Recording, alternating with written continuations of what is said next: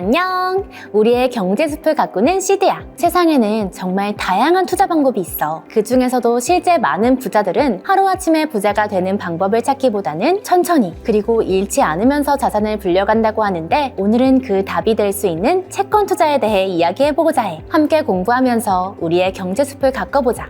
현진아, 준비됐지? 안녕 현진아. 너 돈에게 일을 시키라는 말 들어본 적 있어? 돈을 빌려주고 이자라도 받아야 한다는 말인데.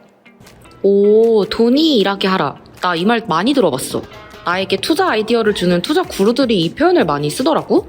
그런데 사실 돈을 누군가에게 빌려주고 싶어도 나중에 이자와 원금을 되돌려 받을 수 있느냐가 가장 걱정 아니야? 은행처럼 국가나 큰 회사같이 안정적인 곳에 돈을 빌려줄 수는 없을까? 현진아, 너 채권이란 말 들어본 적 있니? 채권 투자가 그 방법인데. 그게 무슨 말이야? 좀 더 자세하게 설명해줘. 국가나 회사가 발행한 채권을 사면 그곳에 돈을 빌려준 것과 같은 거야.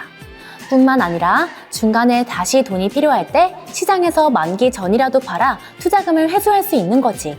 우리는 돈이 필요할 때 동료나 이웃에게 돈을 빌리고 차용증을 써주잖아. 개인뿐 아니라 국가나 기업들도 자금을 빌리기 위해 차용증을 써주는데, 이것을 채권이라고 해. 채권에는 만기일과 표면 이율 등이 정해져 있어. 채권을 매수해서 만기까지 보유할 경우에는 확정된 이자와 원금을 회수받게 되고, 채권을 중간에 매도할 경우에는 시장 금리에 따라 채권의 가격이 변동되기 때문에 시황에 따라 손익이 발생하게 되는 거지. 채권은 투자자에게 많이 알려진 주식에 비해 안정성이 높은 상품으로 분류되는데, 정부나 공공기관, 그리고 주식회사 등이 주식처럼 자금을 모으기 위한 하나의 방법으로 발행하는 유가증권이라고 할 수 있어. 내가 채권을 매입한 순간부터 해당 기업이나 정부 및 공공기관에 돈을 빌려준 채권자가 되는 거야. 정부나 공기업 등의 신뢰가 높은 기관에 채권 투자를 진행하기 때문에 주식보다 리스크 관리 차원에서 조금 더 안정적이라고 할 수 있어. 실제로 우리 주변에선 주식 투자가 더 보편적인 투자로 인식되고 있지만, 채권 시장은 주식 시장의 약 10배 규모라고 해. 오, 뭔가 듬직하고 든든하다. 채권 투자는 그럼 어떤 원리인 거야? 채권의 기본 원리는 단순해. 채권을 구매하면 발행일로부터 다음과 같은 약속을 받는 거야. 이자 지급. 일정 기간 간격으로 일정한 이자를 지급할게요. 원금 상환. 채권의 만기일이 되면 원금을 돌려줄게요. 이거지. 보통 이자는 매년 또는 반기, 분기마다 일정한 이자를 지급받게 되는데, 만기가 되면 원금을 돌려받기도 해. 생각보다 안정적으로 확정적인 수익을 기대하고 투자할 수 있는 거야. 채권 투자로 얻을 수 있는 수익은 크게 두 가지야. 약속된 이자 수익과 매입 가격과 상환액의 차이로 발생하는 자본 수익이지. 조금 어려운데 예시로 설명해 줄 수 있어? 예를 들어 1천만 원짜리 채권을 샀는데 이자가 세전 5%고 1년 뒤에 원금과 함께 이자를 받는다고 해보자. 그러면 1년 후에 원금 1천만 원과 이자 50만 원을 한꺼번에 받게 되는 거야. 아, 그럼 채권 금리는 시장 금리가 바뀌면 같이 바뀌는 거야? 아니, 그렇진 않아. 채권은 발행할 때 금리가 정해져 있어서 시장 금리가 변해도 약속된 이자는 그대로야. 하지만 만기 전에 채권을 사고 파는 경우에는 시장 금리에 영향을 받아. 어떻게 영향을 받는데? 쉽게 설명해 줄게. 예를 들어 1년 만기 채권을 6개월 만에 팔아야 한다고 해보자. 이 채권은 6개월만 더 기다리면 50만 원의 이자를 받을 수 있으니까 보통 6개월치 이자를 감안해서 1,025만 원 정도의 거래가 돼.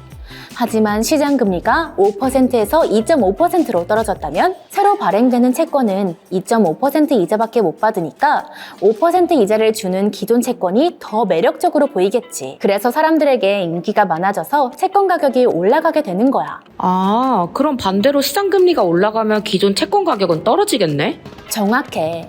그래서 우리가 채권은 금리와 반비례한다고 하는 거야. 금리가 오르면 채권 가격은 떨어지고, 금리가 내리면 채권 가격은 올라가는 거지.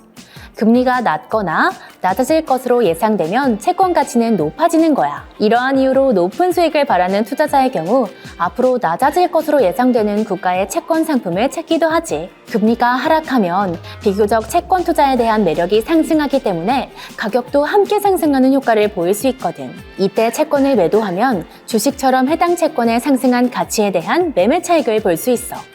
이렇게 채권 매매를 통한 수익을 보려면 채권에 직접 투자를 해야 하는데 이때 매매 차익에 대해서는 세금을 납부하지 않는 비과세 혜택을 받게 돼. 채권에는 직접 투자하는 방법 외에도 ETF를 통해서 투자하는 방법도 있는데 이때는 ETF를 통한 채권 간접 투자이기 때문에 매매 차익에 대한 세금을 내야 하는 것에 비하면 수익률을 높일 수 있는 방법이 될 수도 있어. 단, ISA 계좌를 이용하면 이런 세금을 최대한 줄여서 수익을 극대화할 수 있어. 오, 어느 정도 이해가 됐어. 시드, 너가 생각하는 채권의 가장 큰 장점은 뭐야? 아, 정말 좋은 질문이야. 채권을 발행하는 주체는 정부나 기업이야. 정부가 발행한 채권 대비 기업이 발행한 채권은 회사가 부도가 나면 원리금을 못 받을 수 있잖아.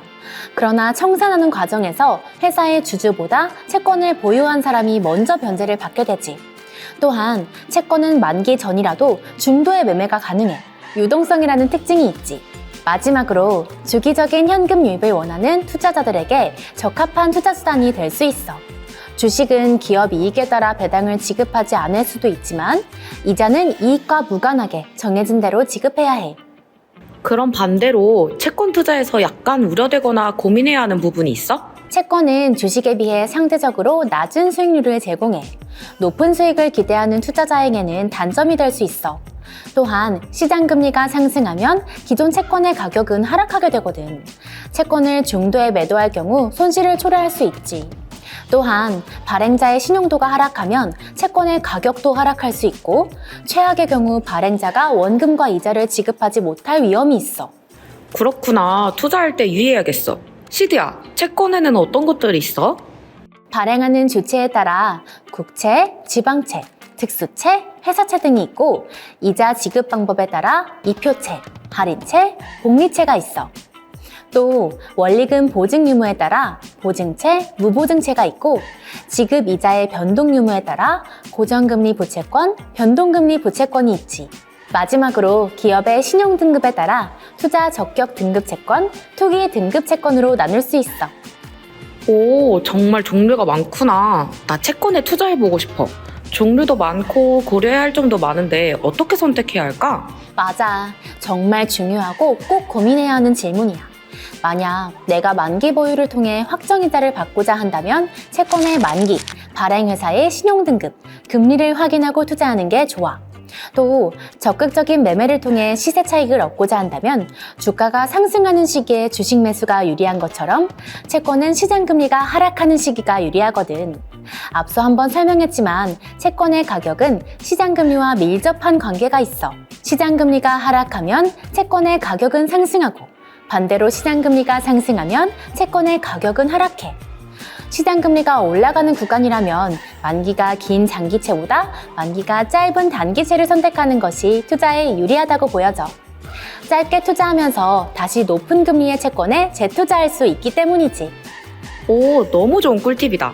오늘도 나의 투자 공책이 두둑해진 기분이야. 건강한 투자를 위해 채권에 대해 꼼꼼하게 알아봐야겠어. 우리의 소중한 시간, 시드머니를 위한 오늘의 정리.